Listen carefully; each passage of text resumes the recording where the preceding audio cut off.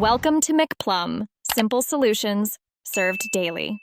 You start by inspecting the metal leg to determine if it's bent, cracked, or just a loose joint. This tells you which repair path to take. Clean corrosion with a wire brush so you can see the damage, and remove any rubber foot. Once done, clamp the chair to prevent movement.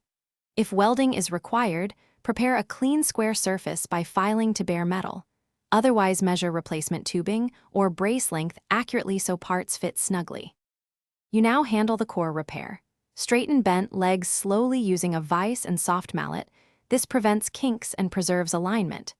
If a section is cracked, cut the damaged portion cleanly and bevel the edges. Make sure surfaces are degreased.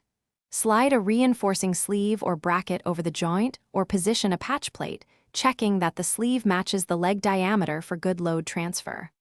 Once aligned, clamp securely to maintain geometry before you secure it permanently. You finish the repair by choosing the correct joining method. Weld if you have skill in steel, or use high-strength epoxy and mechanical fasteners for quick fixes.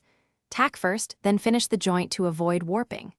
After joining, grind smooth and prime exposed metal, then paint to stop corrosion. Once cured, reattach foot and test under normal load and gentle rocking. If there's wobble, red-iton, add a thin shim, or rework the weld until the chair sits true. Thanks for watching. Stay juicy and subscribe.